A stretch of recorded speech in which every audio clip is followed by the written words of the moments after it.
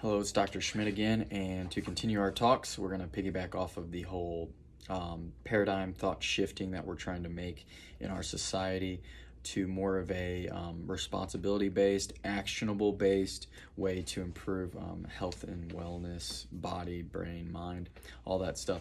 So here's this section is going to be talking about kind of a little bit about how the brain works, so we have a better understanding of why we're going to do what we're going to do in order to make improvements in our health and wellness.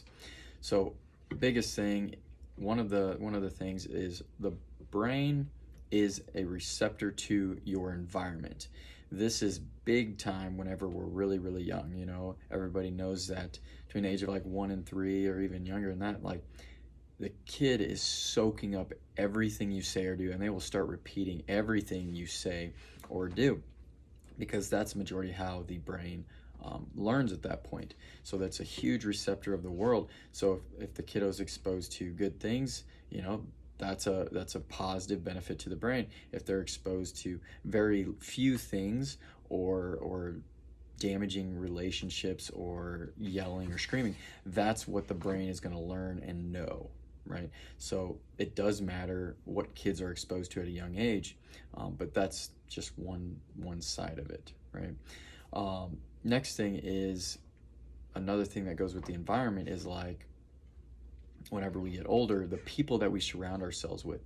You want to surround yourself with good people that have good values and morals, because the people you surround yourself with, you're going to notice you start talking like them, you start acting like them, you start saying the same jokes, saying the same things as them. So you want to make sure that you're surrounding yourself with the people that you want to be, the people that you want to move in the direction towards in a healthy way. The environment can also be toxic, with pollution or smoking or stuff like that. You're going to have to figure out a way to get out of that environment, because that will impact your brain, because your brain is the receptor of your environment.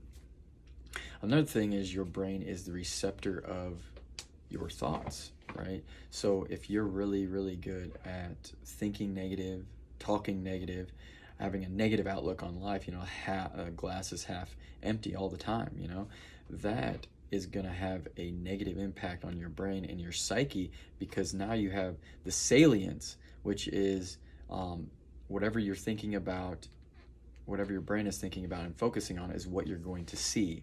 It's kind of like if I purchase a little blue car. Now all of a sudden all I see whenever I'm driving around is little blue cars. They were there. You are just now salient to it because you have that now.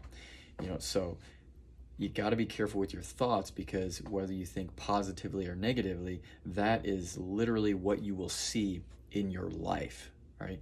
Once again, that is another receptor that your brain has. If your thoughts are negative, you're going to see negative. You're going to see negative in everything, right? If your thoughts are positive, now all of a sudden you're going to see the positive things of things. And the same things are going on all the time. It's just what kind of a mood that you're in, and that's where you have full control over that. You just have to put some focus and energy to it, and we might talk about a little bit of that, how to do that. Another one is your eyes, right? So if I spend most of my day looking up close, going cross-eyed, looking at a computer, working on a computer, and I don't spend any time during the day looking into the distance, my brain's going to get really good at looking up close and very poor at looking in the distance. And that, then your vision's going to get poor at looking in the distance. So that's where, whatever you focus on, whatever you're working on, your brain's going to get really awesome at, and the other stuff it's not. And you want to kind of be pretty well balanced whenever it comes to different body parts, whether it's vision, arms, legs, core, neck, stuff like that. You want to make sure you have a pretty good balance. You don't want to do the same thing over and over again, because whatever you do, your brain will get really good at, and it will get really not good at the things you do not do, right? So this is a big understanding, is that your brain is the receptor of your world that you have put yourself in, the people you surround yourself with, the food you're eating, the nutritional food you're eating, your thoughts in your head. Your brain is just the receptor of that stuff, right? And you can have control over that. It just takes practice. So that's where we want to make sure from now on that we're moving in a more healthy, conscientious wellness way, so that we can actually have positive outcomes with symptoms and vitality of life, and stuff like that. So we will now move on to hopefully covering some different body parts or aspects of our life that we can make sure to improve on simple little tricks and tips. And yes, it will take effort. So here we go.